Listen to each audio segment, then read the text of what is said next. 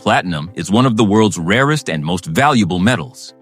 A single bar weighing just 5 kilograms can be worth more than $400,000. Every year, the world produces nearly 15 times more gold than platinum. And extracting just 1 ton of this remarkable metal requires mining and processing over 200,000 tons of rock. From there, it undergoes a complex refining process. That takes nearly 2 months to reach the extraordinary level of purity required for high-precision industries. So, how do engineers recover one of Earth's rarest precious metals from millions of tons of ordinary rock? Today, join Chronicle Travels as we follow platinum's incredible journey from ore buried deep beneath the Earth's surface to a refined metal bar worth hundreds of thousands of dollars. For centuries, platinum has been associated with wealth, prestige, and exclusivity.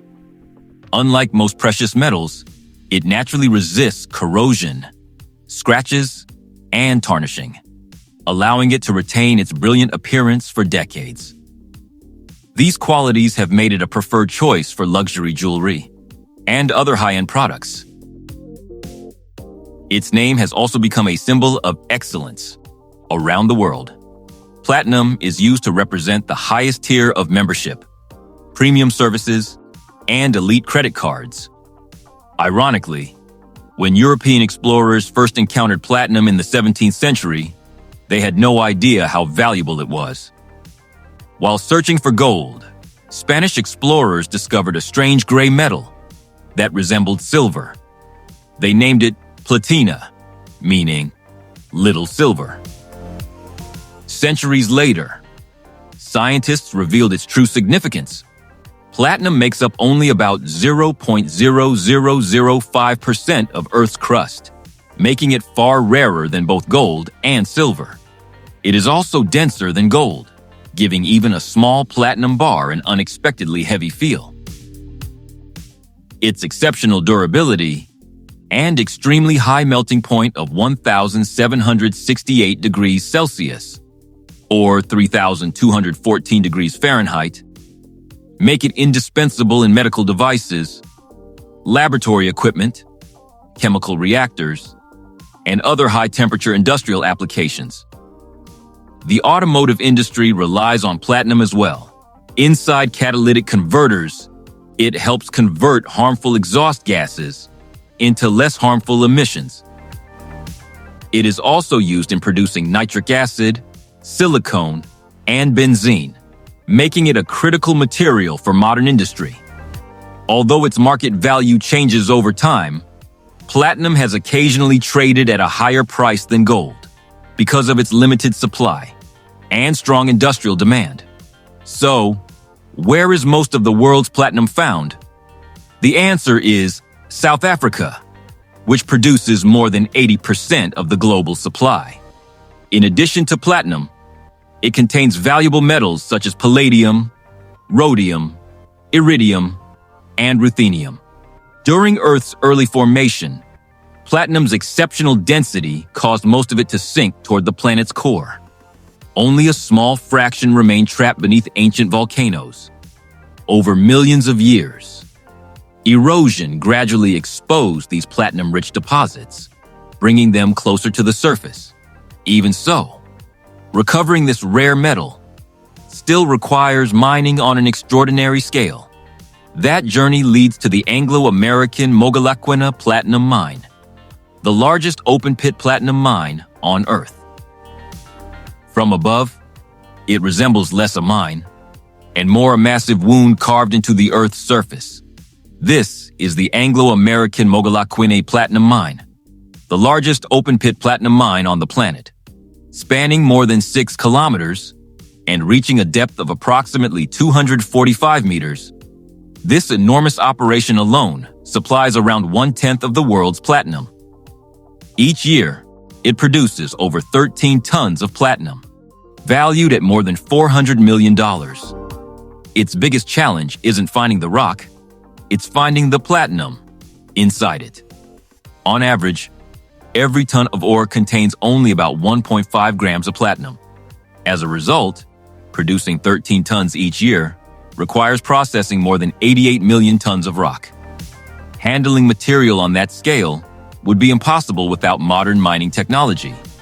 The operation begins with drilling. Massive drilling rigs bore 100 carefully planned holes, each reaching 17.5 meters into the rock.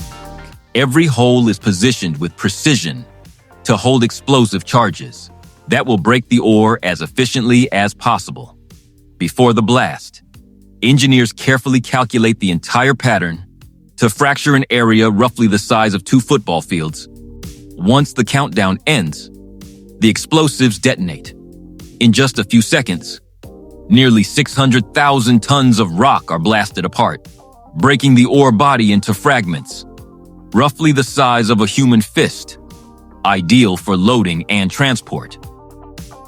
Next, one of the mine's largest machines moves into action. A giant hydraulic excavator, weighing nearly 100 tons, begins loading the blasted ore.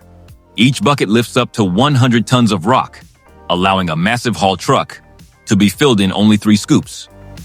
Despite moving hundreds of tons at a time, every bucket still contains only a few grams of platinum. Once fully loaded, gigantic haul trucks, powered by 2,700 horsepower engines, haul the ore across the mine's road network toward the processing plant. Only there does the real work begin. After arriving at the processing plant, the ore still looks like ordinary rock. Although it contains platinum and several other valuable metals, they remain locked inside the ore and must first be separated. The first stage is crushing. The ore enters enormous rotating grinding mills, massive steel cylinders filled with heavy steel balls. As they spin, the balls repeatedly crush and grind the rock into an extremely fine powder. The powdered ore is then mixed with water to create a thick slurry. Air and specially designed chemical reagents are added to the mixture. These reagents attach only to platinum and other valuable minerals, making them hydrophobic, meaning they repel water. Tiny air bubbles lift those valuable particles to the surface, forming a mineral-rich froth, while the unwanted waste settles at the bottom. The numbers reveal just how difficult this process is. Out of 1 million particles, only about 3.5 contain valuable minerals. The concentrate still contains significant amounts of iron, copper, and nickel, requiring further refining. The concentrate is transported 60 kilometers to the Polokwane smelter, where giant electric furnaces heat it to approximately 1,700 degrees Celsius or 3,092 degrees Fahrenheit. At these temperatures, the material melts. The molten matte is poured into massive containers, capable of holding up to 35 tons. By this stage, the platinum is already about 100 times more concentrated than when it was first mined. After cooling into large gray slabs, the matte travels another 350 kilometers to a converter plant. There, the material is reheated to approximately 1,300 degrees Celsius or 2,372 degrees Fahrenheit, while pure oxygen is injected into the molten mixture, removing impurities. Any remaining iron oxide is removed through a clever double pouring process, similar to skimming foam, from the surface of milk. Because platinum is far denser than the remaining materials, it gradually crystallizes with other precious metals over 5 days, forming a solid ingot.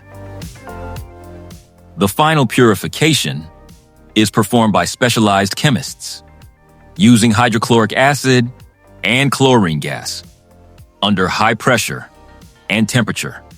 They dissolve the platinum to solution. The liquid is then evaporated, leaving behind an extremely pure platinum concentrate.